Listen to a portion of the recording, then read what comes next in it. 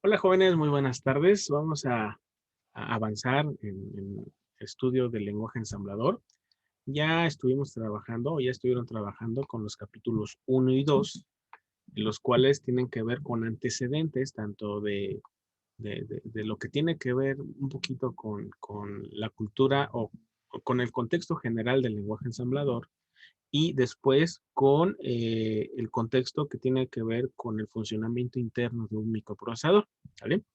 Entonces ahora ya toca empezar a trabajar ahora sí con lo que tiene que ver con lo que tiene que ver con los fundamentos del lenguaje como tal, ¿sale? Lo voy a hacer aquí en esta versión. No sé si tengan algún problema o lo ven muy chiquita la pantalla. Ah, pero aquí lo estoy trabajando, permítanme. Lo voy a trabajar en lugar de PowerPoint, lo voy a trabajar en PDF y me es un poquito más sencillo para que sea más grande la pantalla, ¿no? Ahí está. Creo que ahí se ve mejor, ¿verdad? Bien. Sí, ya se ve bien. Gracias. Entonces, aquí, nada más, igual, todo está en inglés, pero no tengo ningún problema. Posteriormente, les voy a dejar ahí en plataforma todas las diapositivas que hemos visto hasta el momento, ¿sale?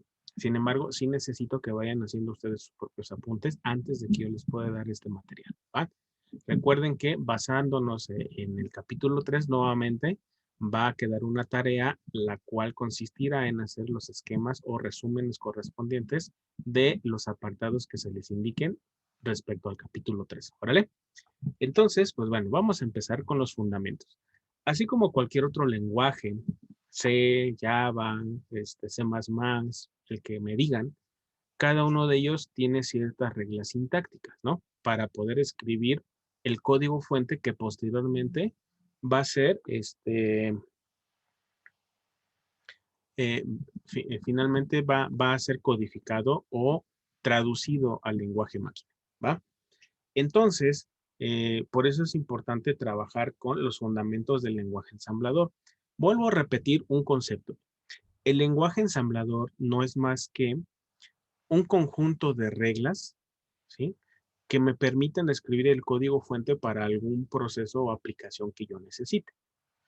El ensamblador, ¿sí? Así como el término solito, ensamblador, es el programa que traduce lo que ustedes escribieron en el lenguaje ensamblador a su respectivo código máquina, ¿va? Entonces, deben tener siempre muy, muy presente esos dos conceptos. Una cosa es el lenguaje ensamblador y otro es el que traduce ese código fuente al código máquina, y a ese programa se le llama ensamblador. De hecho, el siguiente semestre ustedes todavía ven la materia de ensambladores como tal, y ahí les van a enseñar a hacer un ensamblador, es decir, ustedes van a poder crear un programa que precisamente traduzca de las instrucciones hacia este, de las instrucciones hacia el código máquina, ¿sí? Quizás para que podamos ver antes de todo eso, déjenme nada más mostrarles, aquí está, ¿sí? Recuerdan que ya habíamos visto creo que todavía no les he enseñado cuáles son las instrucciones del lenguaje ensamblador, ¿verdad? ¿O ya se los mostré?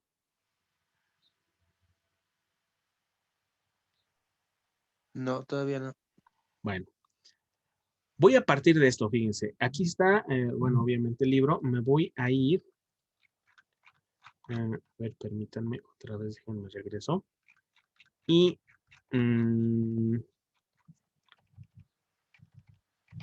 nos vamos a ir hasta el final del libro en los apéndices. Y fíjense que aquí viene algo que dice referencia de más, que significa ensamblador de Microsoft, es lo que significa más. Y cualquier lenguaje que ustedes me digan, normalmente tiene algún texto o libro, vamos a decirlo así, o un documento técnico de referencia del lenguaje como tal, ¿sí? Hay libros de referencia de C, libros de referencia de C++, en donde se explica o se detallan precisamente cuáles son las instrucciones o estructuras o tipos de datos que se utilizan en ese lenguaje en particular. Entonces, fíjense que incluso está en una página muy fácil de aprender, yo creo, página 600, y aquí está la referencia del lenguaje ensamblador, ¿sí? Aquí, por ejemplo, incluso dice precisamente lo que les mostraba. Antes, había una guía de programador, un libro de referencia y un entorno y herramientas para poder trabajar estos dos elementos, ¿no? Pero si se fijan, aquí les dice cómo, cuáles son los elementos más elementales para poder trabajar con el lenguaje ensamblador. De hecho, aquí vienen las palabras reservadas del ensamblador. Acuérdense, aquí estamos hablando del ensamblador y aparte están las instrucciones que se utilizan en el lenguaje ensamblador. Bueno, aquí vienen palabras reservadas. Ya saben que las palabras reservadas son aquellas que no podemos utilizar como parte de nuestro código. Vienen los nombres de los registros. Eso ya lo vieron en el capítulo 2, donde viene la explicación del procesador. Y aquí, esos son los registros que se utilizan.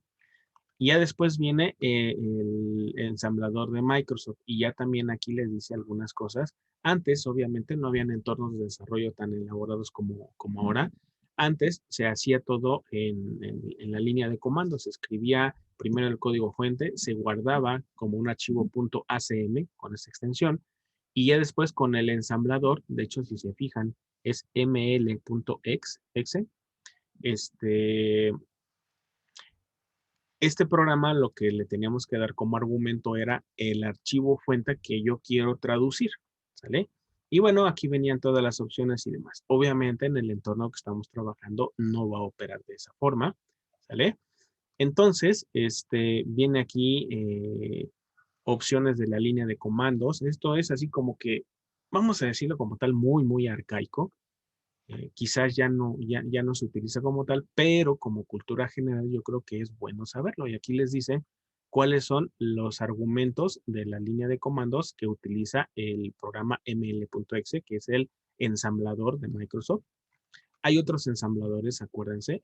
Ahorita estamos hablando del ensamblador de Microsoft para sistemas, eh, se dice IBM y compatibles, porque obviamente las plataformas de trabajo que utilizamos, excepto que ustedes utilicen Mac o Linux, bueno, las plataformas que tienen que ver con Windows, precisamente trabajan con el ensamblador de Microsoft, ¿sí? Pero hay ensambladores para distintos entornos.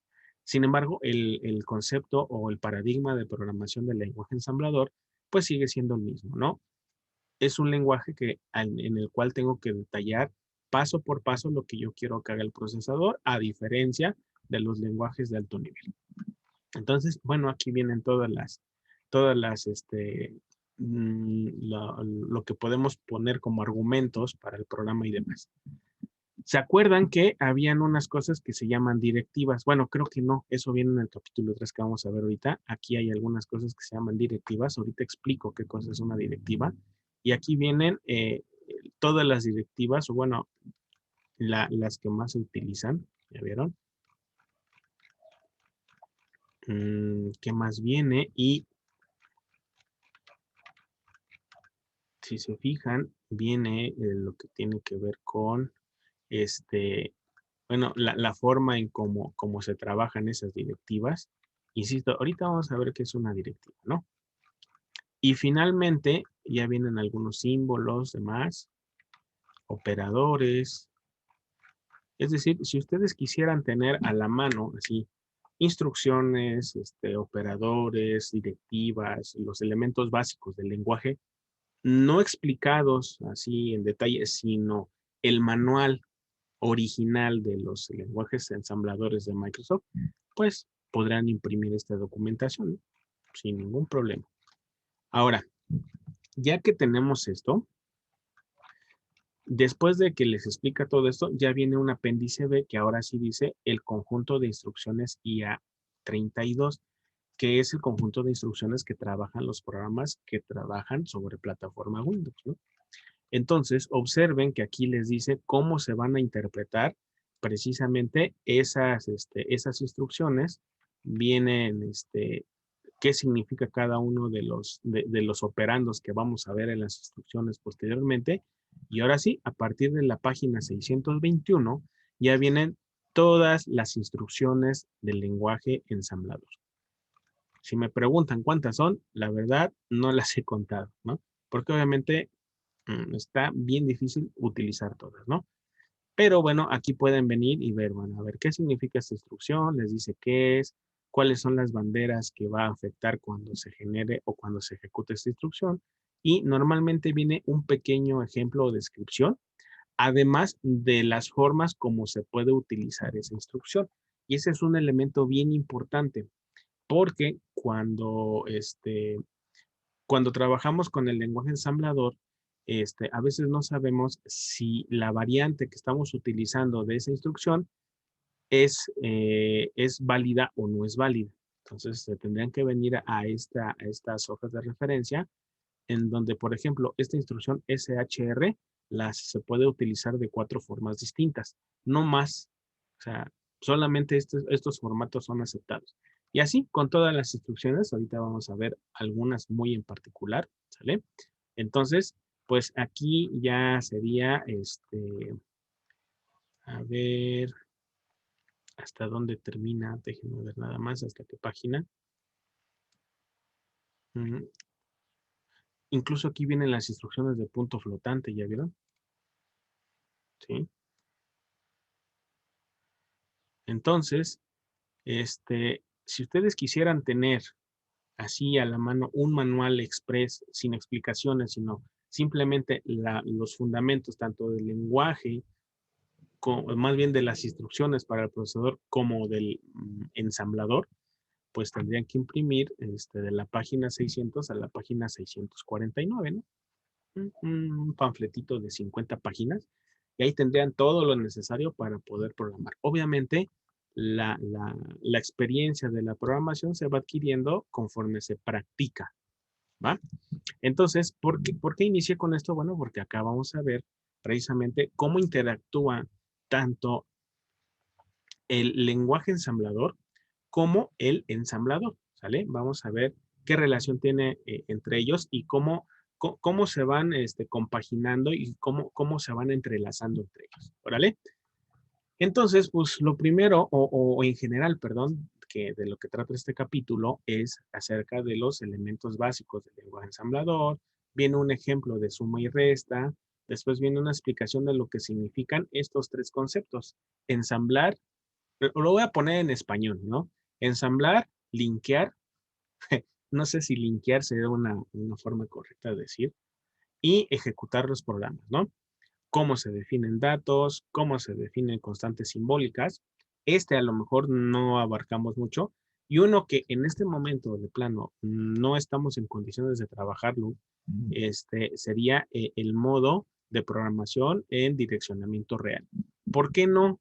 Bueno, porque si vieron en el capítulo 2, el procesador tiene 4 formas de trabajo, 4 modos de operación, que era el modo real, el modo protegido, el modo de mantenimiento del sistema y uno que era una especie de emulador de los primeros procesadores.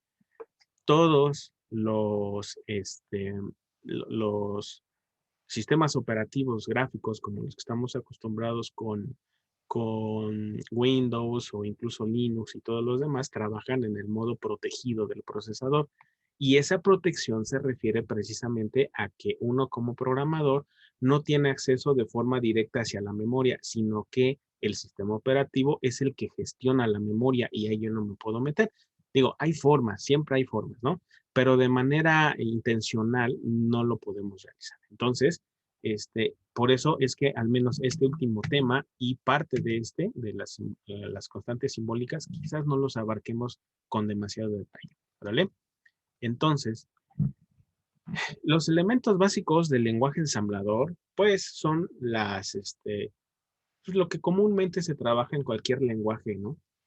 No es específico del lenguaje ensamblador, sino todos los lenguajes tienen estructuras, tienen sintaxis, tienen variables de tipo intrínseco o tipos de datos intrínsecos, cómo se generan etiquetas y demás.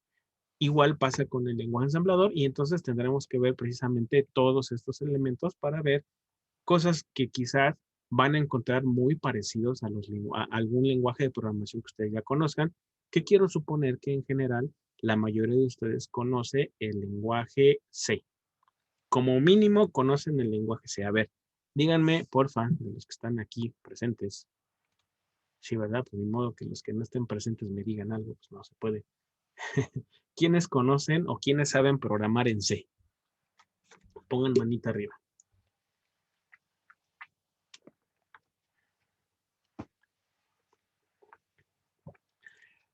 4, 5, 6, 7 personas.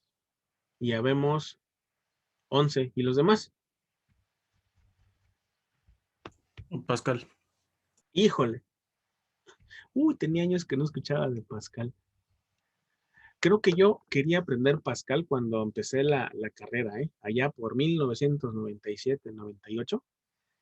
Pero de pronto empezó el auge de C muy particular y como que todos los maestros nos empezaron a enseñar C.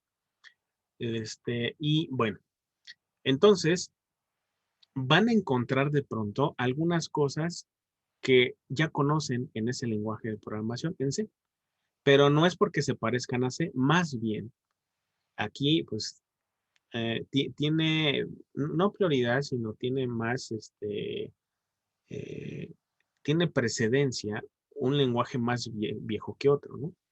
¿Ya él quieres preguntar algo o se quedó la manita arriba? Ahí está, ya, gracias. Entonces, más bien, el lenguaje ensamblador heredó ciertas cosas a los lenguajes de alto nivel. Por eso es que van a haber cosas que sí es cierto, se parecen. Algo así como lo que sucede, por ejemplo, entre las lenguas, las lenguas que provienen o son derivadas del latín. Por ejemplo, el español se parece bastante al portugués o al italiano. No se hablan exactamente igual, pero de pronto hay elementos que se parecen. Aquí algo similar va a suceder. Cuestiones del lenguaje ensamblador las van a cachar de volada porque se utilizan en los lenguajes de alto nivel, dado que los lenguajes de alto nivel tienen herencia precisamente del lenguaje ensamblador. ¿Vale? Entonces, pues vámonos recio, vámonos rápido. Nada más de que avance la diapositiva, ahí está. Cuando ustedes quieren colocar constantes enteras, ¿sí? Entonces, hay ciertas formas de cómo se le especifica al lenguaje ensamblador esas constantes como tal. Es decir, déjenme pongo aquí mi lapicito. Vamos a ver aquí cómo me va con el lapicito, porque luego, ahí en circuitos, escribo bien chueco, ¿verdad, Amniel? Nada, sí se le da. ¿Sí? ¿Sí se entienden mis garabatos? Sí. Ahí está, ya funciona. Entonces, por ejemplo, a lo mejor están acostumbrados a que ponen, por ejemplo, x igual a y más 3, ¿no?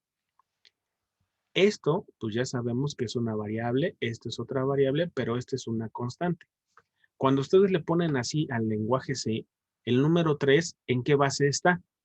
Pues típicamente está en base 10, solo que no se lo indicamos al lenguaje, simplemente ponemos un 3 y por default ya se sabe que se trabaja con una base, perdón, con números base 10. Sin embargo, en ensamblador tenemos la capacidad de trabajar con otras bases. No significa que en los lenguajes de alto nivel no se pueda, sino que es menos probable o menos, menos solicitado, ¿no? En el caso del lenguaje ensamblador, una de sus particularidades es que muchas constantes, así como estoy poniendo aquí este número 3, muchas constantes se trabajan ya sea en binario o en hexadecimal. Obviamente también se pueden manejar en decimal, pero si trabajásemos en un lenguaje ensamblador orientado a un microcontrolador, entonces lo que sucedería lo que sucedería sería que, a ver, aquí me perdí, me llegó aquí un mensaje, perdón, una disculpa. Ya, ¿en qué me quedé? A ver, recuérdenme.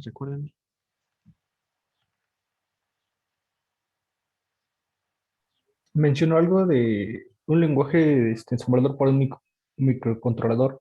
Ah, Fue lo sí, último que recuerdo. ya, perdón. Es que ando esperando por aquí que llegue algo y no ha llegado, estoy al pendiente. Este, si estuviésemos trabajando en el ámbito de los microcontroladores, muchas de las configuraciones internas que se tienen que hacer en estos dispositivos que se programan, se hacen ya sea en binario o en hexadecimal. Quizás aquí en el lenguaje para la computadora pues, no le encuentren tanto sentido, pero bueno, hay que entender cómo trabaja el lenguaje ensamblador para que no se case nada más con el lenguaje que se tiene para PC, sino que también puedan trabajarlo con algún lenguaje ensamblador para algún dispositivo electrónico que en el futuro, no sé, ustedes les toque programar. Si es susceptible de programar, ustedes deben saber programar, ¿no? Por eso es que está esta materia del lenguaje ensamblador para que aprendan el paradigma del ensamblador como tal.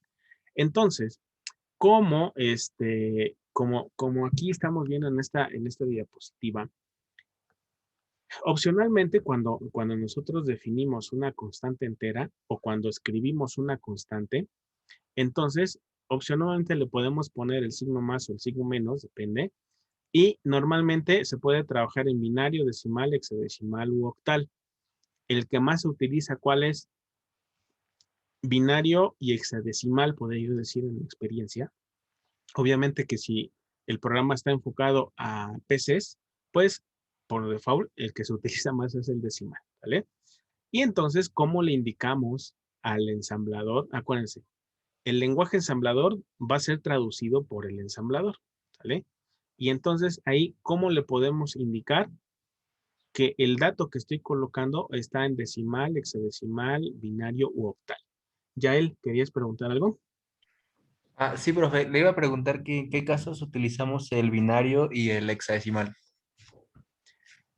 A lo mejor, cuando hablamos de computadoras, no lo veamos tanto, o sea, vamos a ver más el decimal, pero cuando el lenguaje ensamblador lo llevas a un microcontrolador, por ejemplo, normalmente el microcontrolador tiene ciertas posiciones de memoria interna que sirven para configurar cosas, ¿no? Por ejemplo, hay microcontroladores que tienen internamente, ¿qué ponemos?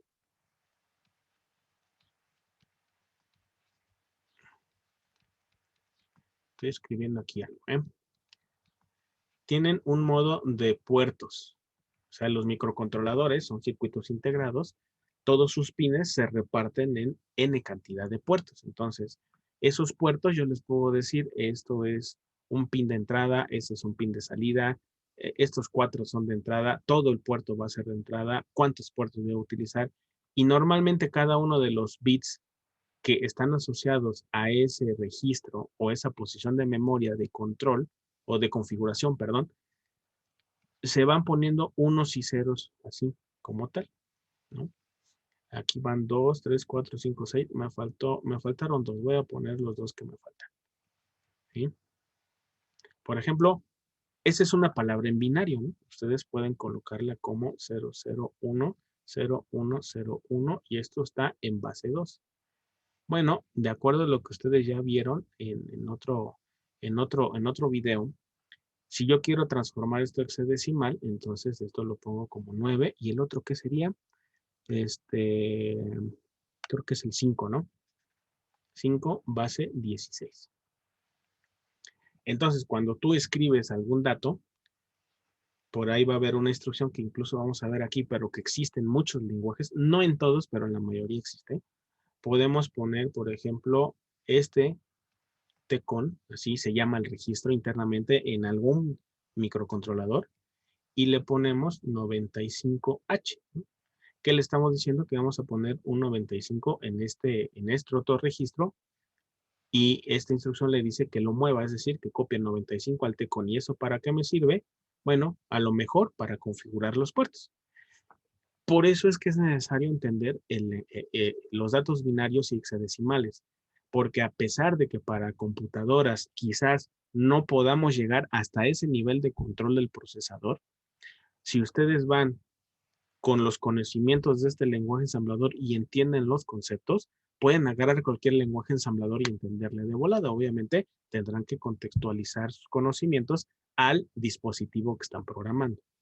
Finalmente, lo que estamos haciendo, recuerden, es programar un microcontrolador, un microprocesador, ¿sí o no? La ventaja o desventaja, como lo quieran ver, es que este microcontrolador encima tiene una plataforma de sistema operativo que no nos permite meternos hasta las entrañas del procesador. Para empezar, yo creo que sí va a ser muy, muy complicado meterse al 100% a las entrañas del procesador. Yo creo que sí se puede, pero obviamente incluso para mí, les soy sincero, sale ya de mi área de conocimiento porque son demasiadas cosas que considerar dentro de un dispositivo que se programa. Si para un microcontrolador, que es un micromundo de procesador, es de pronto complicado, no me quiero imaginar para un Intel, ¿no? Entonces, no sé si se responde la respuesta ya el de en qué momentos o para qué podríamos usar el binario hexadecimal. Bueno, a lo mejor para PC no se llega a utilizar demasiado, pero cuando hablamos de dispositivos que se programan mediante el lenguaje ensamblador, el uso del binario hexadecimal va enfocado a la configuración del dispositivo como tal y debemos entender cómo funciona binario y hexadecimal para poder mover datos constantes a los registros que configuran o a las posiciones de memoria que mantienen la configuración de ese dispositivo. Ah, ok, profe, muchas gracias. ¿Sí? Bien. ¿Los demás le entendieron o fue un diálogo entre Yael y yo? Por acá dice que Hugo Rojas que sí. Bueno, espero que los demás también hayan entendido por ahí. Bien, entonces, cuando yo quiero definir una constante, yo puedo decirle que sea así como esto, 30D, o que sea así como esto, 6A. Pero cuando yo digo que esto es una A, obviamente ya sabemos que está en hexadecimal y se lo tenemos que decir de forma explícita, con una H al final. Si yo voy a utilizar números binarios así como está aquí, entonces le tengo que poner una B. Si yo utilizo esto, ¿sí? Así como tal, y lo pongo en mi código, si yo no le pongo ningún modificador, vamos a llamar, o ningún sufijo, entonces lo va a tomar como base 10, ¿sí? Así como que fuera de. Cuando obviamente se puede confundir si es en base 10 con el 1101, a que si es un dato binario, pues este no es el 1101. ¿Qué número es en binario este si lo paso a decimal?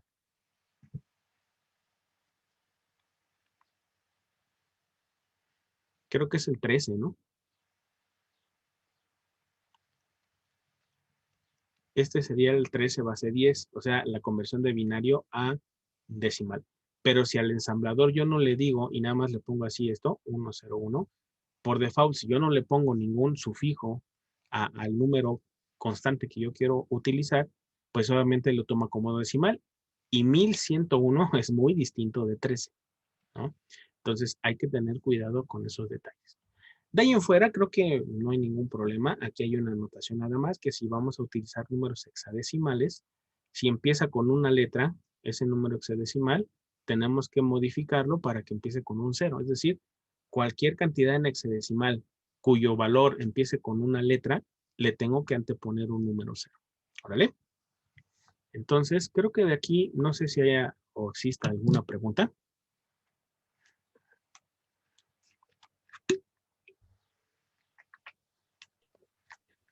Por el momento creo que no. No, gracias. Bueno, entonces, vamos a continuar. Esta parte creo que ya la conocen ustedes, ¿no? Las expresiones y cómo se van generando. Lo que me permiten las expresiones es obtener un resultado a partir de varias constantes. Por ejemplo, lo que está acá, ¿no? Si yo hago toda esta operación, el valor resultante es el menos 35. Es decir, el lenguaje ensamblador puede generar valores a partir de expresiones en donde todos los elementos de esa expresión sean conocidos.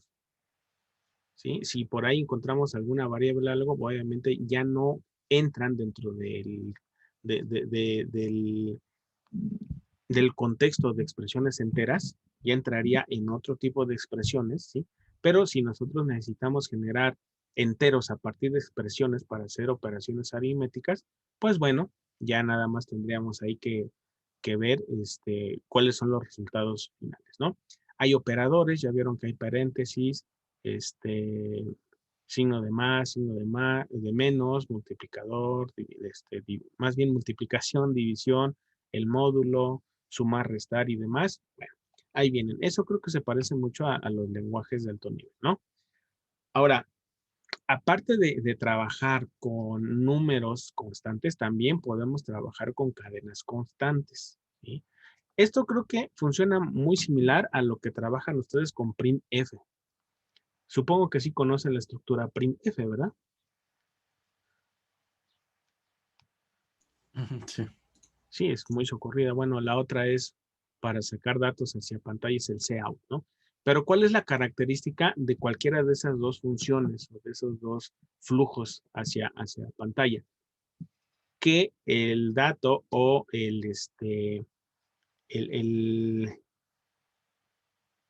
la cadena de caracteres que yo quiero mandar a pantalla debe estar entre comillas, ¿sí o no? ¿Qué es lo que sucede internamente o qué es lo que hace el ensamblador cuando encuentra una constante que está, más bien, una cadena de caracteres que está encerrada entre comillas? ¿Qué es lo que hace? Pues fácil. ¿Se acuerdan del código ASCII, verdad? De hecho, viene en el capítulo 1, si no mal recuerdo, el código ASCII. El código ASCII, recuerden que es una forma de representar mediante datos binarios a caracteres que son imprimibles en pantalla. Entonces, en ese sentido, si por ejemplo yo aquí le pongo o el ensamblador encuentra ABC pero encerrado entre comillas, digo, ahorita no sé cuál es el código, pero voy a inventar, ¿no? La verdad, ahorita no lo tengo en mente, pero suponiendo que vamos a trabajar con el código ASCII, esto sería igual a colocar a lo mejor un 62H, 36H, 123H, ¿no? O decimal, no sé, como lo quieran ver. Es decir, el ensamblador lo que hace es tomar el carácter que está aquí, convertirlo a su código ASCII y guardarlo en alguna posición de memoria o tomarlo precisamente como un dato binario. ¿Por qué? Porque acuérdense que internamente, pues los sistemas no entienden letras como tal. Ellos entienden datos binarios, números.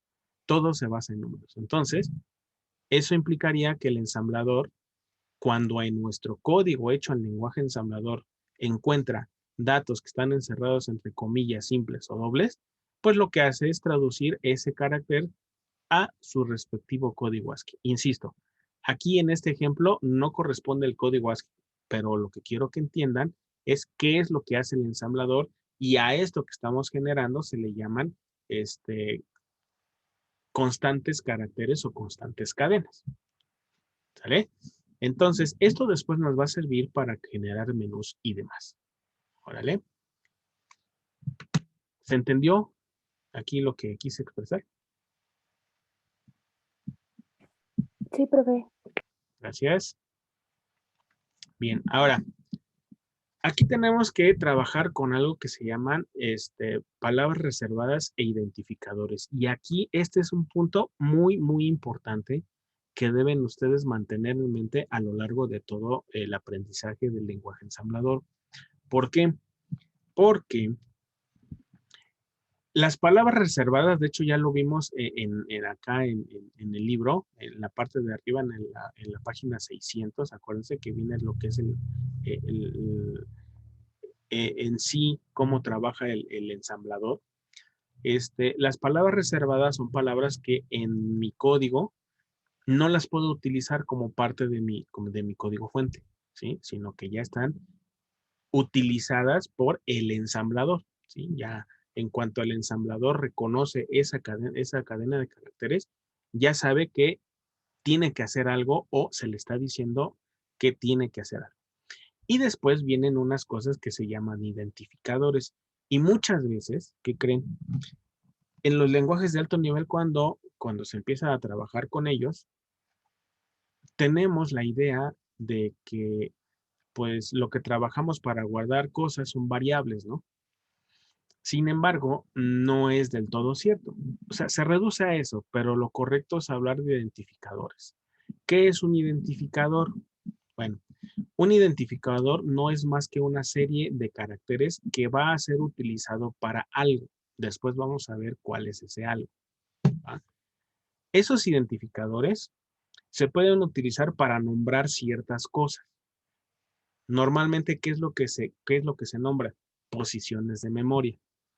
Pero no sé si recuerdan de las primeras clases, hablamos de que el modelo de manejo de la memoria del procesador consta de 4 secciones, ¿verdad?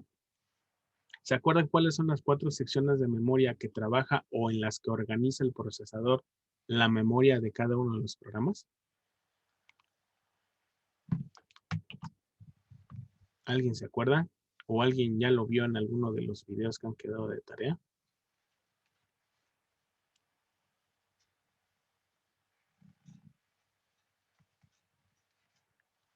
Se vale decir no también, para que yo no me quede aquí sin saber, La verdad no me acuerdo, profe. ¿no? Ya se los había mencionado, estoy casi seguro.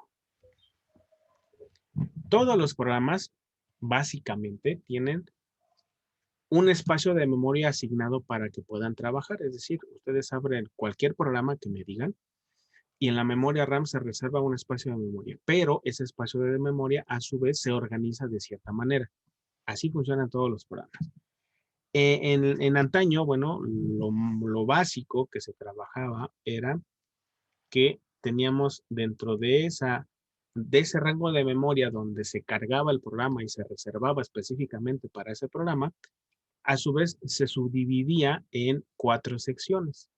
Uno que se llamaba código, otro que se llamaba datos. Lo pongo en inglés porque así lo van a encontrar en mucha literatura e incluso el lenguaje ensamblador, muchas de las palabras están en inglés. El otro viene como stack, que es pila. Después vamos a ver qué es lo que significa pila. Y después viene un segmento extra de memoria, ¿no? Entonces, el problema viene en que para poder acceder a cada estante de memoria, es decir, es un librero, vamos a llamarlo así, y tiene 3 entrepaños o 4 divisiones o 4 posiciones. Entonces, cuando hablamos de esto, de cómo acceder a cada posición de memoria o a cada cajón de memoria, entonces, pues antes el programador tenía que aprenderse o utilizar la memoria real, ¿sí? Obvio, era muy complicado porque se tenía que aprender cuál era la posición de memoria física. Y eso implicaba la programación real. Ahora, en la programación o en el modo protegido del procesador, quien gestiona la memoria forzosamente es el sistema operativo, ¿sí?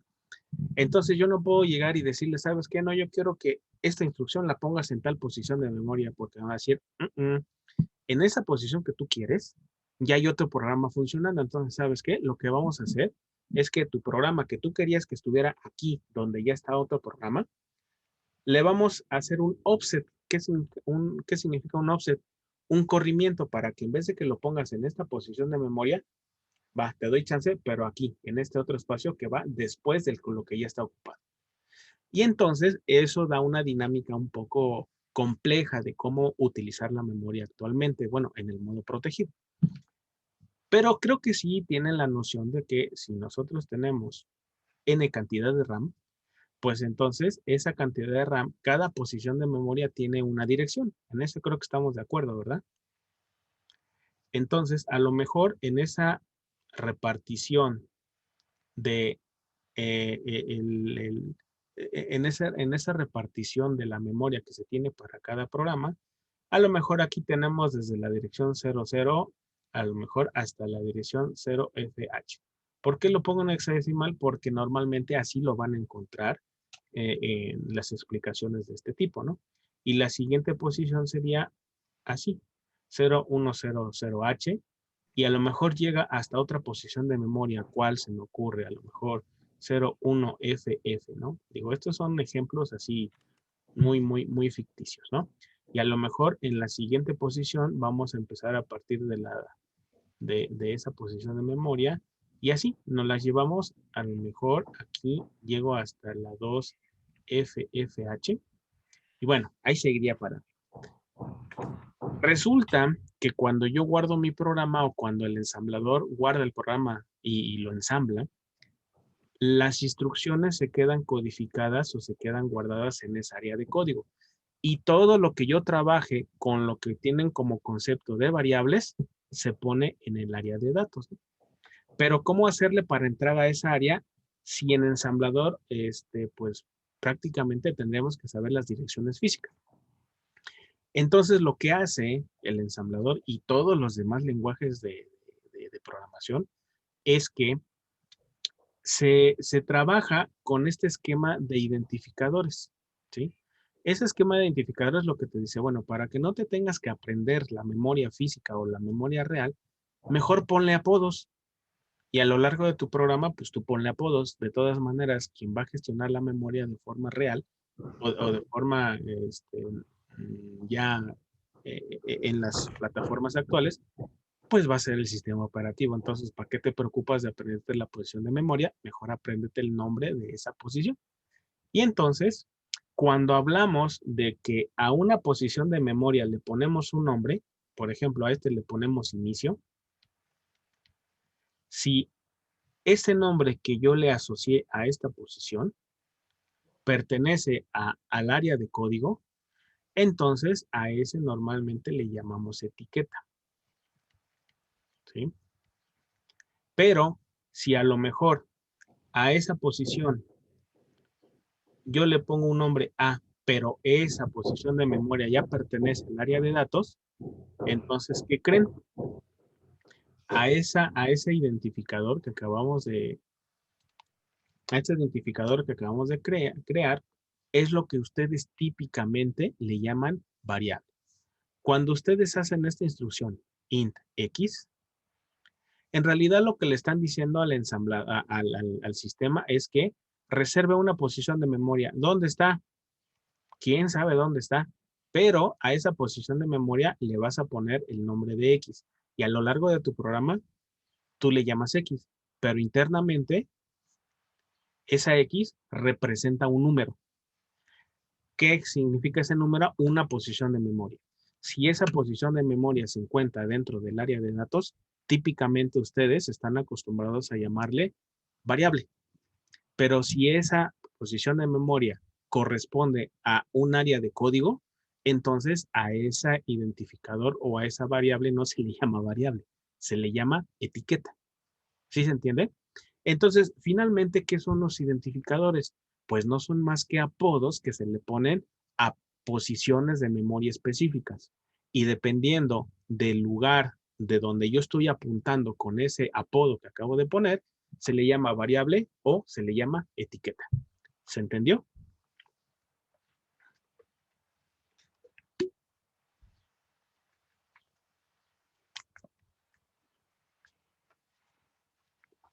¿Ese es un no o ese es un sí?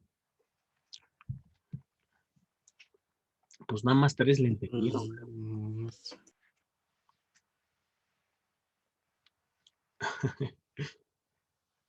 Entonces, los identificadores son los nombres que le ponemos a las posiciones de memoria, si ustedes lo quieren ver más resumido, ¿no?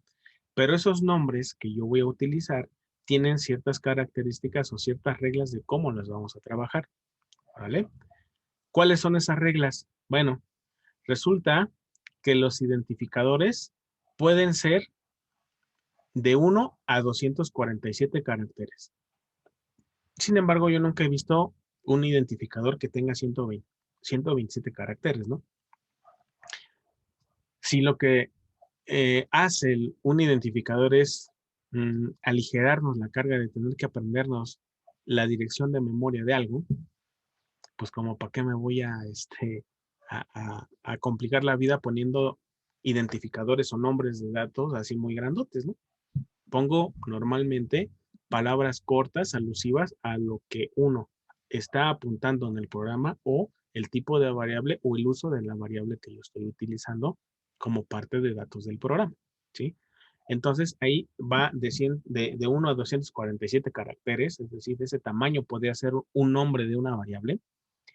Puede incluir dígitos, no distingue entre mayúsculas y minúsculas, y el primer carácter debe ser una letra, un guión bajo, una arroba, un signo de interrogación o un signo de pesos.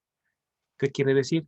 Que un identificador o el nombre de una posición de memoria no puede empezar con un número, ¿sale? Ni con otros caracteres específicos, ¿no?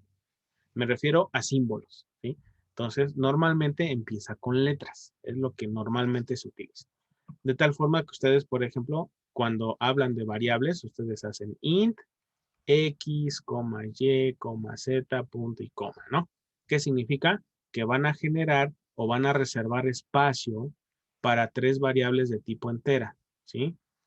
Para no aprenderme físicamente en dónde estoy reservando ese espacio, mejor le pongo nombre. ¿Qué nombre? X, Y, Z y Z. ¿Que van a poner un float? Ah, bueno, pues le ponen float, R, S, punto y coma. ¿Qué están haciendo ahí? Reservando espacio de memoria para una variable R, o que va a tener el nombre R, pero ya es de tipo flotante, y ese tiene otro tratamiento. Acá en ensamblador no es tan sencillo el asunto de generar variables.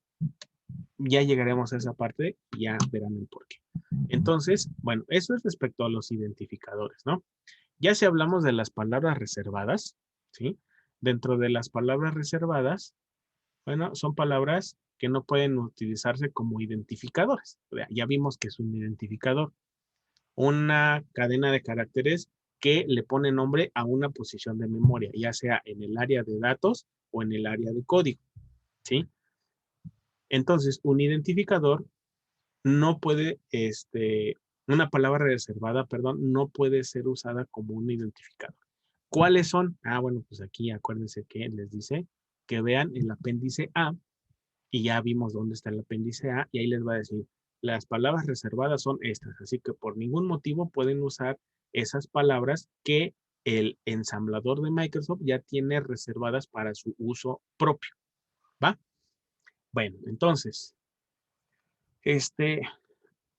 después viene otro concepto, fíjense, que deben entender, ¿sí? El concepto de directiva y el concepto de instrucción. ¿Pero qué creen? Las dos son instrucciones. ¿Pero cuál es la diferencia entre los dos? Bueno, una directiva como tal es una instrucción, pero que está orientada o es una orden o un comando, pero que se le da al ensamblador, no al procesador. ¿Sí se entiende? Porque acuérdense, hay dos conceptos distintos. Lenguaje ensamblador es el conjunto de reglas sintácticas y el ensamblador como programa es el que traduce ese código fuente que hiciste en lenguaje ensamblador a código máquina. Entonces, si tú le quieres decir algo al ensamblador de cómo debe de hacer la traducción de este punto que tú hiciste al punto que entiende la máquina, ese ordenamiento tú se lo das a través de una directiva, ¿sí? Entonces, termina siendo que una directiva es una instrucción, pero esa instrucción no se va a ejecutar en el procesador, sino que esa instrucción le va a hacer caso el ensamblador para saber cómo debe de traducir tu código fuente al código máquina. Entonces, hay una serie de directivas en el apéndice A, ya vieron que había directivas, y ahí les va diciendo qué cosa es cada directiva y para qué sirve, ¿no? Y de hecho, aquí vienen algunas cosas. Dice, son comandos que son reconocidos y entonces el ensamblador actúa en función de ellos, ¿no? Ahora, no forman parte del set de instrucciones de Intel. Son utilizados para declarar áreas de código, datos, seleccionar el modelo de memoria, declarar procedimientos, etcétera. Al igual que los identificadores, las directivas no le hacen caso si es mayúscula o minúscula, o sea, da lo mismo si pongo una A mayúscula o una A minúscula a la hora de escribir una directiva, da lo mismo. Y aquí una de las cuestiones quizás un poquito más complejas de los lenguajes ensambladores, porque acuérdense que habíamos hablado de que los lenguajes ensambladores no son un lenguaje estandarizado. Es decir, el paradigma quizás es el mismo para todos, pero el lenguaje ensamblador como tal no es un estándar que todo mundo utilice y ya tú sabes un lenguaje ensamblador y ya puedes usarlo en cualquier plataforma. No. Entonces, el problema está en que para cada plataforma que tenga un ensamblador, normalmente tiene directivas diferentes, es decir, instrucciones que se le dan al ensamblador en el proceso de traducción de tu código fuente a tu código, al código máquina. Entonces, no es lo mismo, aquí viene un ejemplo, el del macroensamblador que el del ensamblador, si no recuerdo, creo que es para Linux, no recuerdo bien, pero hay distintos tipos de ensambladores. Igual sucede con los microcontroladores. Cada compañía genera su propio lenguaje ensamblador y hay diferentes plataformas. Por ejemplo, está la plataforma de los PICs de Microchip. No sé si han escuchado de ellos. En su momento había plataformas Intel para microcontroladores, las plataformas de Motorola, las plataformas de Texas Instruments. Cada uno de ellos tiene su propio lenguaje ensamblador para sus dispositivos y el ensamblador que va a hacer la traducción del código fuente al código máquina, que en este caso va a parar a un microcontrolador, bueno, contiene directivas distintas entre las distintas plataformas, ¿sale? ¿Se entendió que es una directiva? Sí, profe. Sí, segurísimos. Manitas arriba, quiero ver manitas arriba. Va. Bueno, ahora, ¿qué cosas son las instrucciones? Bueno, pues ahora sí, las instrucciones son una secuencia de caracteres que significa un código de operación que el procesador va a interpretar para actuar en consecuencia. Es decir, las directivas no se van a ejecutar en el micro, no. Las directivas se ejecutan aquí en su plataforma cuando hacen lo que ustedes llaman compilar un programa, acá se llama ensamblar. ¿Por qué se llama ensamblar? Porque el que lo hace es el ensamblador, el que hace la traducción del código fuente al código máquina. Entonces, las directivas nada más se ejecutan en el entorno donde se está programando. Sin embargo, las instrucciones como tal, bueno, ya son las que va a ejecutar el microprocesador, ¿no? De hecho, aquí es lo que dice, esas instrucciones son colocadas, más bien son interpretadas por un intérprete, válgase la redundancia, dentro del microprocesador, son ejecutadas en tiempo de ejecución. En este caso, para lo que se va a trabajar, lo que se tiene es el set de instrucciones IA32, que es el set de instrucciones básico de los procesadores Intel y compatibles, en este caso a lo mejor hasta AMD. Y una instrucción como tal lo que contiene son estos 4 campos, ¿sí? Tiene un campo de etiqueta, un campo mnemónico, un campo de operandos y un campo de comentarios, ¿sí? ¿Cuál es el único que es así obligatorio? Según lo que estamos viendo acá, el que es obligatorio precisamente es el mnemónico. ¿Qué es el mnemónico? El mnemónico no es más que la instrucción que nosotros visualizamos. ¿Y por qué digo visualizamos? Porque a lo mejor para hacer una suma, ahí va. A lo mejor para hacer una suma, al elemento que estamos programando, en este caso un microprocesador, le tendríamos que decir mediante algún comando que haga la instrucción 02H. Supongan ustedes que el microprocesador adentro, supongan que hay vida dentro del microprocesador, ¿no? Y que entonces cuando llega una instrucción, que de hecho ya vieron cuál es todo el ciclo de instrucciones o el ciclo de que se tiene que pasar cuando se ejecuta la instrucción. Cuando llega la instrucción al procesador, hay ahí un cadenero y que ve, a ver, tú con un número de operación eres 02A, 02A es una suma. Entonces ya le avisa al que le sigue después de la puerta que lo que trae esa instrucción es para hacer una suma, ¿no? Pero obviamente, pues estaría difícil estarse aprendiendo todos los códigos de cada una de las operaciones que puede hacer el procesador.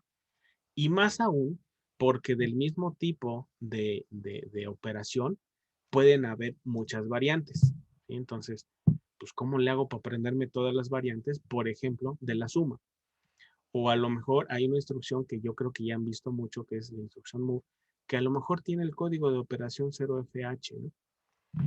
Bueno, entonces, cada vez que programáramos, tendríamos que programar con hexadecimal cuál es la operación que quiero que haga el procesador dentro de mi código fuente, y ya cuando lo encuentre el ensamblador se lo tendré que pasar al ejecutable, y ya cuando se ejecuta en el micro, bueno, ya encontraría ese código que tienen que realizar. Se les ocurrió que, bueno, pues como los que van a programar son humanos, pues entonces, ¿saben qué? Pues para que nos aprendamos esto, mejor le ponemos así, ¿no? Si esto es el código de operación de una suma, pues ¿cómo se dice suma? Pues add. Entonces, internamente el ensamblador, cuando encuentra la palabrita add, lo que hace es traducirlo al código máquina que después va a ser ejecutado dentro del micro. A lo mejor en el move, ¿sí? Bueno, aquí, aquí me equivoqué porque tuve que haber puesto suma. Si no, no va a quedar mi ejemplo, ¿no? Este cachito, en vez de poner así, vamos a colocarlo así como mover. Mover o transferir también. También se le puede llamar transferir.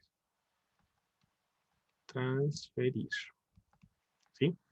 Entonces, a ver, déjenme aquí, le doy acceso a alguien. Ya. Entonces él dice, bueno, ¿cómo le ponemos? No, pues mejor, ¿sabes qué? Le vamos a poner que esto sea un move. Entonces, cada vez que el ensamblador encuentra la palabrita move y ve el contexto o los operandos, bueno, dice, ah, bueno, aquí va una operación que en mi catálogo de operaciones está como 0FH. ¿Cuál es la ventaja del mnemónico? Ah, pues que el mnemónico en realidad no nos tenemos que aprender el código de cada operación que se ejecuta en el procesador, sino que a través de palabras cortas o nombres cortos de instrucción podemos hacer lo propio, ¿sí? Entonces, ¿qué cosa es el mnemónico? Pues no es nada más que el nombre que le estamos dando a una instrucción. Así como los identificadores le ponen nombre a una posición de memoria, un mnemónico lo que hace es ponerle nombre a un código de instrucción o un código de operación. ¿Se entiende?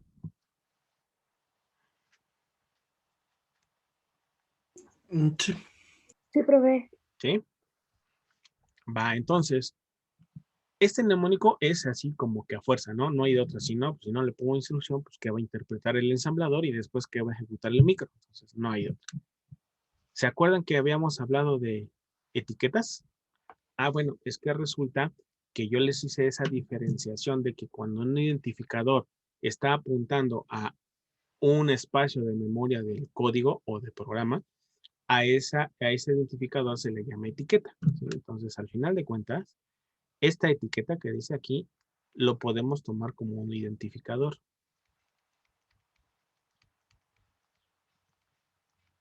¿Sí? Entonces, cuando un identificador lo utilizamos, pero ya en el área de datos, a eso le vamos a llamar variable después, ¿va? ¿Cuál es el otro comando que se utiliza? Bueno, pues es un operando, que es, bueno, sobre lo que va a ejecutarse la instrucción que está indicada por el mnemónico. Y ya finalmente los comentarios, creo que ya lo saben ustedes bastante bien en sus cursos de programación. Cualquier programa es susceptible de comentar por segmentos o por líneas o por puntos específicos para describir qué está haciendo esa parte de nuestro código fuente. Y eso es una costumbre que aquí la van a tener que poner mucho en práctica, porque al principio los programitas van a tener máximo a lo mejor 10, 20 líneas cuando mucho, ¿no? Pero cuando lleguemos al final del curso y tengan ustedes que hacer el proyecto final, pues su programa se va a extender, no sé, me han llegado programas hasta de 1000 líneas, ¿no? Entonces, no se espanten, de todas maneras, muchas veces copiar y pegar, pero sí hay que dejar un indicativo o un comentario de qué es lo que va haciendo cada parte de mi programa, porque como los programas en lenguaje ensamblador son muy extensos, porque todo se lo tengo que decir paso a pasito, pues entonces los programas se hacen enormes y luego no se sabe qué está haciendo cada una de las partes de ese programa, ¿sí? Entonces, esos son los 4 campos que normalmente tiene o debe tener una línea de código. Algunos son opcionales, algunos son requeridos, o sea, algunos son a fuerza, ¿vale? Entonces, aquí ya vimos lo de las etiquetas, ya vimos que no son más que identificadores que están asociados a una posición de memoria de programa. Y la única diferencia, fíjense, Aquí están hablando, observen bien. Aquí están hablando de una etiqueta de datos. A esta es lo que nosotros le llamamos variables. ¿Sí? Ahora, cuando hablamos de una etiqueta de código, aquí de plano ya nada más yo o en general se le llama etiqueta así a secas, ¿no? Entonces, cuando hablamos de variables es que estamos hablando de una etiqueta hacia el área de datos y cuando hablamos de una etiqueta a secas, estamos hablando de una etiqueta al área de código. ¿Cuál es la diferencia principal? Ah, bueno, que las variables, así como ustedes las conocen, pues se les nombra así, ¿no? Como tal. Pero las etiquetas que tienen que ver con el área de código, no sé si para que el ensamblador no se confunda o nosotros como programadores no nos confundamos, siempre van seguidos de 2 puntos o de doble punto. Es decir, hay algunas veces que estas etiquetas se manipulan así. No sé si ya ya llevaron programación orientada a objetos, no lo sé, pero ahí en programación orientada a objetos, ahí viene este simbolito de doble punto, ¿no? Bueno, cada uno de los dos tiene su aplicación. Típicamente vamos a estar utilizando este. Es decir, cuando estamos en una etiqueta o una etiqueta como tal en nuestro código, siempre le ponemos 2 puntos y se acabó. Cuando trabajamos con variables, bueno, ahí no lleva 2 puntos, simplemente va el nombre de la variable o el apodo que yo estoy poniendo en una posición de memoria específica. ¿Órale? Las etiquetas por acá también nos dice un detalle que funcionan como marcadores del lugar, es lo que estamos diciendo, ¿no? Las etiquetas que no son más que identificadores para apuntar a posiciones de memoria distintas, pues siguen las reglas de los identificadores como tal y se usan, pero como no tienen idea, en todo el lenguaje ensamblador, ¿sale? Entonces, ¿sí entendieron cómo identificar una variable de una etiqueta? La variable está asociada con los datos de mi programa. La etiqueta, así a secas, es asociado a una posición dentro de mi programa y se diferencia con las variables porque las etiquetas a secas tienen 2 puntos después del nombre de la etiqueta. ¿Sale? Eso ya conforme vayamos escribiendo algún programa, creo que lo van a entender un poco más claro. ¿Sale? ¿Se entendió lo que expliqué en este momento? Sí. Vale, gracias, gracias. Bueno, vamos a la siguiente. Y bueno, ahora sí ya vamos al asunto de los mnemónicos y operandos, cómo se expresa y demás. Aquí tendríamos mnemónicos e instrucciones. Por ejemplo, está la instrucción move, la instrucción add, la instrucción sub. Aquí acuérdense que lo que estamos haciendo es ponerle nombre a un código de operación, ¿sí? A ver, en algún momento yo creo que sí les voy a enseñar cómo hace la traducción el ensamblador desde nuestro código fuente hacia lo que pone al código máquina, ¿vale? Y bueno, dentro de los operandos, bueno, pueden ir constantes, expresiones constantes, registros, memoria. Aquí a lo mejor en vez de poner memoria, yo quizás pondría para que se vaya asociando el concepto, aquí pondríamos variables, ¿no?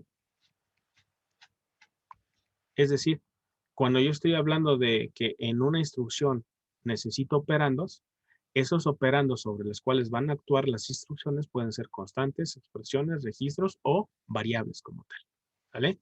Aquí los registros, creo que ya entendieron que los registros no son más que posiciones de memoria muy específicas con las cuales trabajan todas las instrucciones del microprocesador. Y acuérdense que había un registro A, un registro B, un registro C, un registro D, y todos ellos tienen sus diferentes versiones. Por ejemplo, está el EAX, está el AX, está el AH y está el AL. Pero todos estos pertenecen al registro A. Y así para el B, C y D, y hay otros registros y demás. Ya en los videos anteriores ya explicamos, o ya se explicó, cuál es el uso de ellos, cómo accesar, qué significa, por qué tienen distintos nombres un solo registro y demás. Órale. Bueno, voy a continuar. Después viene el asunto de los comentarios, ¿no? Y los comentarios, bueno, independientemente de todo lo que dice aquí, creo que ya les expliqué el por qué es bueno. Y para poner un comentario, la forma más sencilla de trabajarlo es poniéndole punto y coma antes de que empiece el comentario. ¿Se acuerdan cómo se ponían comentarios en C? Por ejemplo, que ustedes pusieran, no sé, se me ocurre, X es igual a Y más 36, ¿no? ¿Y cómo le ponían algún comentario para cuando ustedes hacían esto? Si es que Con necesitaban. dos, ¿Con qué, perdón? con dos diagonales. Son dos diagonales y ahora sí va el comentario, ¿no? ¿De qué otra forma había? También una diagonal y asterisco. Asterisco y ya se escribía todo y después asterisco diagonal, ¿no? Y todo eso lo tomaba como un comentario. Bueno, acá, si ustedes quieren poner un comentario, en vez de poner diagonal, diagonal, se pone punto y coma y ahora sí ya escriben lo que quieran. Si quieren poner un bloque, entonces ponen la directiva comment, así como tal. Yo rara vez utilizo, es más, les puedo prometer que nunca he usado comment, siempre utilizo punto y coma, se me hace más práctico. ¿Sí? De todas maneras, en lenguaje ensamblador se escribe todo lo que quiero que haga el programa, a diferencia de los lenguajes de alto nivel que hay estructuras que yo le digo, a ver, if tal cosa es menor que esto, entonces haces toda esta parte del código, ¿no? Acá el ensamblador no hay estructuras de ese tipo. Bueno, no hay estructuras nativas de ese tipo, ¿sí? Hay que hacerlo todo a mano. Entonces, de todas maneras, tenemos que escribir mucho, pues es lo de menos escribir comentarios con punto y coma, ¿vale? Bueno, entonces, así es como se genera un comentario aquí en lenguaje ensamblador. Y bueno, hay distintos formatos de instrucciones. Ahorita no vamos a entrar en detalle qué hace cada una de ellas. Pero bueno, hay instrucciones que no tienen operandos, que nada más se utiliza el mnemónico como tal. Hay instrucciones que tienen un operando, por ejemplo, lo que hace es incrementar en 1 el registro EAX, y ya. Hay algunos que tienen 2 operandos. Aquí lo que hace es sumar el registro B con el C y el resultado lo guarda en el registro B, ¿vale? Y bueno, esto lo vamos a ver con un poco más de detalle más adelante, ¿sí? Y ahora, bueno, ya para concluir la sesión de hoy, yo creo, vamos a trabajar con el ejemplo de suma y resta. Y ese es un pequeño programa. Les doy un minuto para que lean y traten de visualizar o imaginar qué significa cada una de las líneas que están ahí puestas, ¿vale? A ver, entonces, a ver, ¿alguno de ustedes que quisiera participar en esto? Que me diga, bueno, esto se me ocurre que es esto y esto sirve para esto. A ver.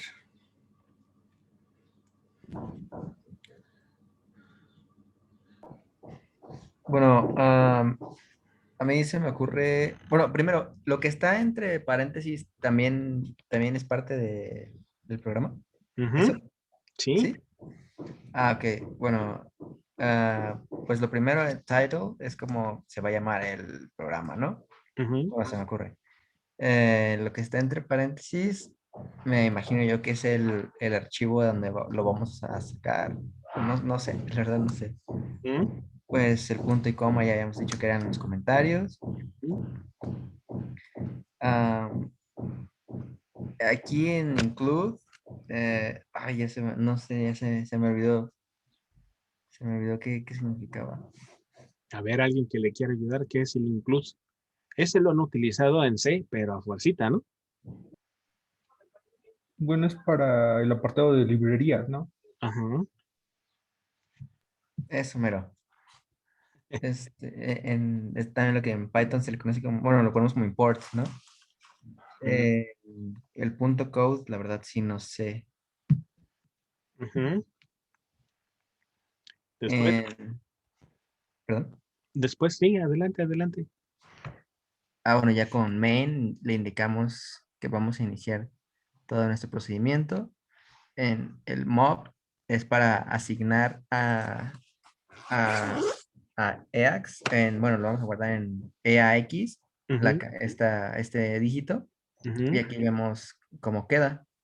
ujú, Luego add es para agregarle a este mismo lugar, EAX, a sumarle 4,000, bueno, 40,000 H, y ya queda, ya se los agrega.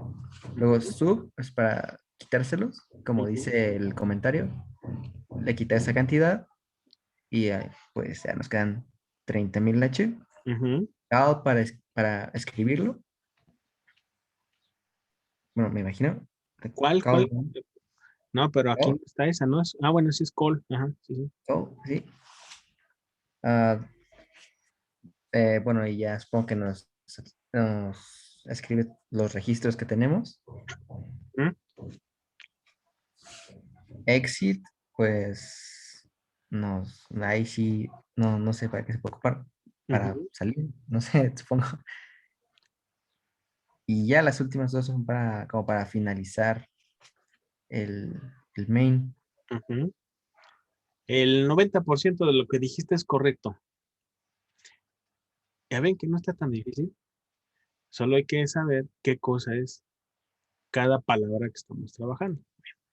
Aquí esto, normalmente cuando se trabaja con directivas, se acostumbra una de dos, o ponerlas en mayúscula o antecederlas por un punto. Ahí para saber cuáles son las directivas y qué son, bueno, cuáles son las directivas disponibles. Acuérdense que la directiva no es más que una instrucción, pero que va a interpretar el ensamblador, no que se va a convertir a código máquina. Eso solamente es para darle la instrucción al ensamblador de cómo debe trabajar. Entonces, aquí voy a subrayar todo lo que sea directiva.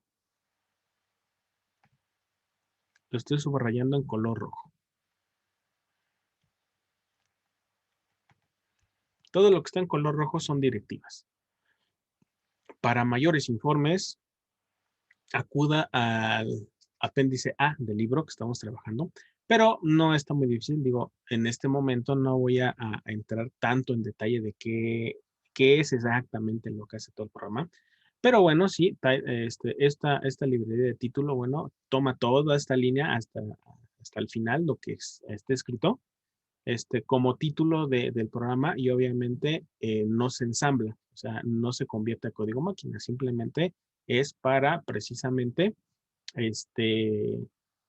para trabajar con el ensamblador. Entonces, ahora, esto, que lo estoy poniendo en moradito, pues esto obviamente son comentarios, es decir, cuando encuentra un punto y coma, el ensamblador dice, bueno, lo que viene de ahí hasta que encuentre un salto de página, un salto de línea, pues no lo voy a ensamblar, es un comentario, son caracteres que no tengo por qué traducirlos y se acabó. Todo lo que puse así con rayita morada, pues resultan ser comentarios, ¿no? Después, ¿qué otra cosa puede haber por acá? Fíjense que aquí este punto .cobs lo que le está diciendo al ensamblador que todo lo que viene después de esta directiva lo debe colocar en el área de programa. Porque para esto, fíjense, para programar el ensamblador, yo le tengo que decir qué cosa se va a poner en el área de datos y qué cosa se va a poner en el área de programa. Recordando que todos los programas gestionan la memoria en 4 secciones: código, datos, pila y extra. Ese es el básico. Hay otros modelos, eso lo podrían ver en el librito de Peter Abel.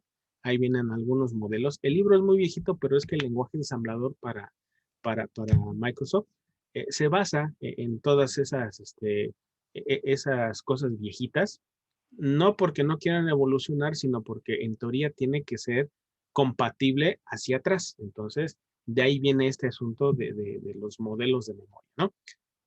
Entonces, todo esto corresponde al programa, ¿va? Aquí lo que estamos haciendo sería el equivalente, fíjense, ustedes no lo saben, pero aquí se los voy a revelar, sería el equivalente a poner las llaves de apertura y cierre. Si se fijan, aquí no hay llaves de apertura y cierre, ¿verdad? ¿Cuál es el equivalente de esta llave? Ah, pues es este proc. ¿Y cuál es el equivalente de este? Ah, pues es este en P. Al final de cuentas, todo esto es un procedimiento.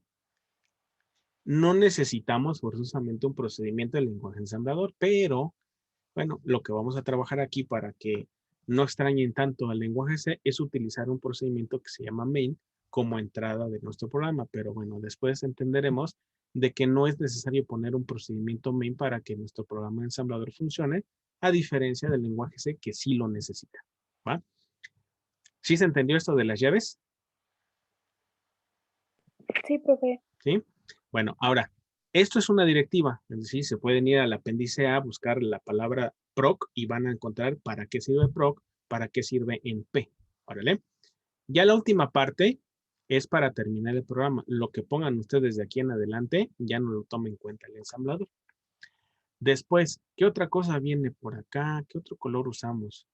Vamos a usar, híjoles, ya me faltaron colores, jóvenes. Bueno, voy a poner un amarillito a ver si se alcanza a ver.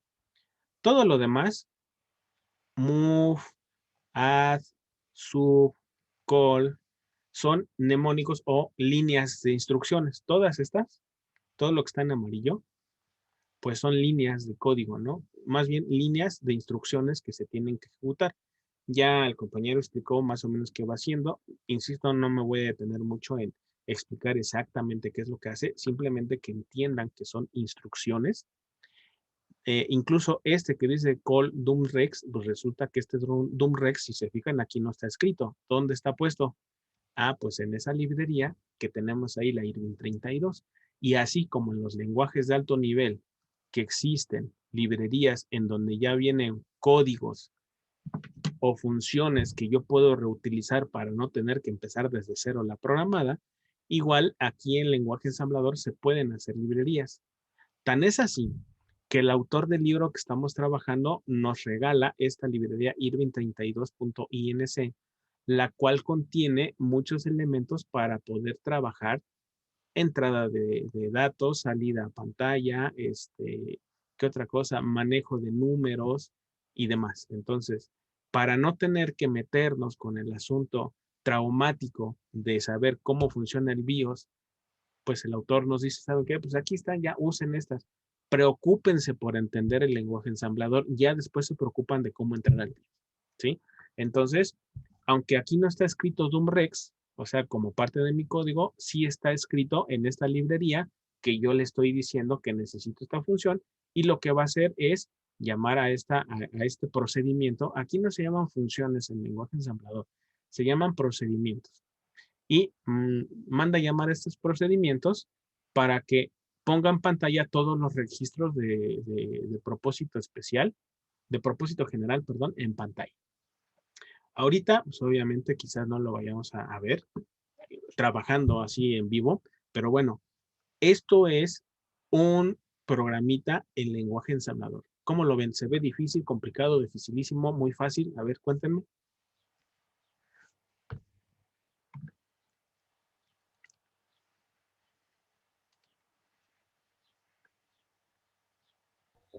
Pues ni fácil ni difícil. Se ve bien laborioso. Hay dos. Ah, eso sí. Quizás por eso no muchos les gusta el ensamblador, porque es laborioso, eso sí es cierto. Pero, insisto, a lo mejor la aplicación para PCs ya no se da, pero la aplicación para dispositivos electrónicos que se programan mediante el lenguaje ensamblador tiene todo el sentido del mundo poder tener programas tan minuciosamente elaborados que prácticamente no desperdiciamos código como sí puede suceder con los lenguajes de alto nivel. ¿Vale? Bueno, entonces, ¿qué sigue? Ah, bueno, la salida de este programita sería precisamente esto. ¿Sí? Es decir, la función doomrex, esta, lo que haría sería mostrarnos en pantalla todos los registros que en ese momento estaban presentes en el procesador y los pone en pantalla.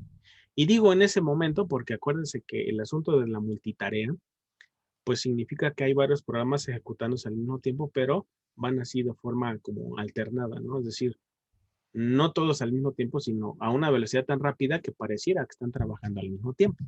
Entonces, en el momento que mi programa pidió los registros con la instrucción o con el procedimiento doomrex, pasaría esto a pantalla.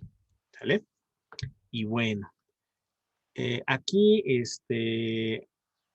hay algunas otras opciones de cómo generar el código, cómo escribirlo, cómo ser claros, demás. Sugiero que vean este tema ahí en el libro. Aquí nada más dice estándares de codificación sugeridos, ¿no? ¿A qué se refiere? Que si las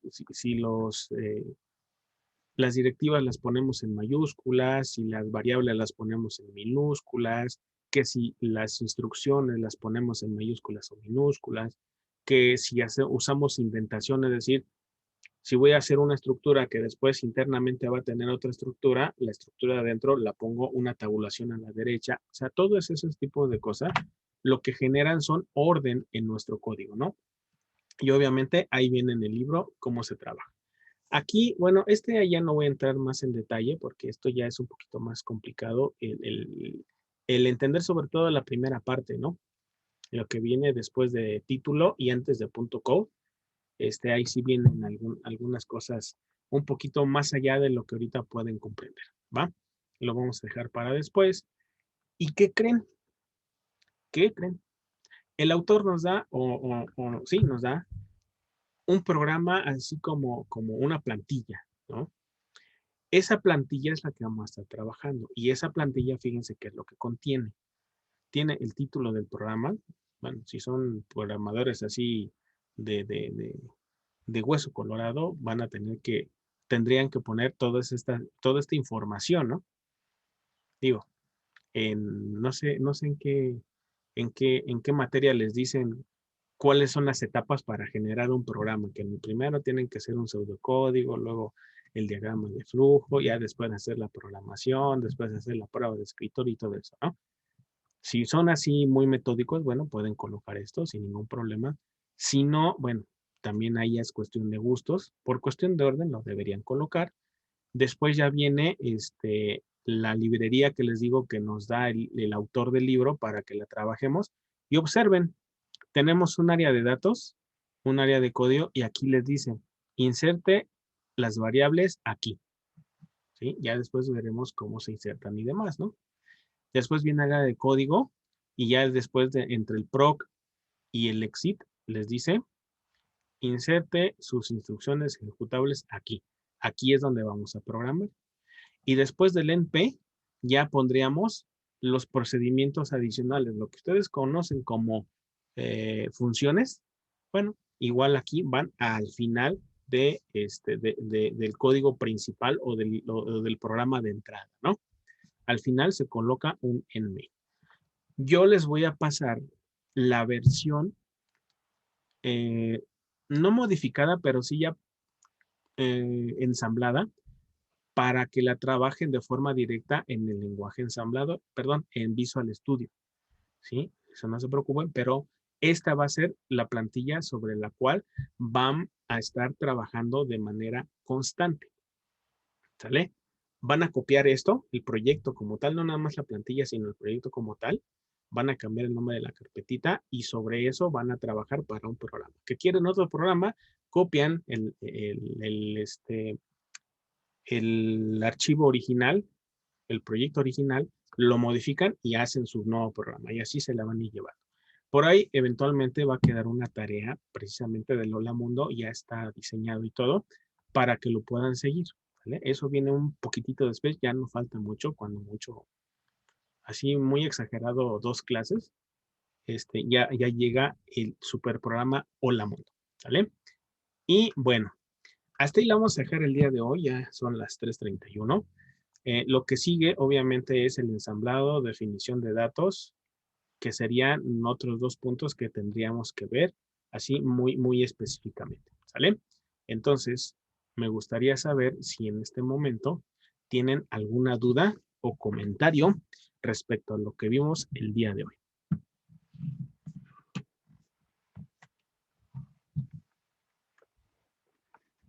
A ver, no los veo. No están. Ya se fueron a comer, ¿verdad? Y no invitaron. Qué feos.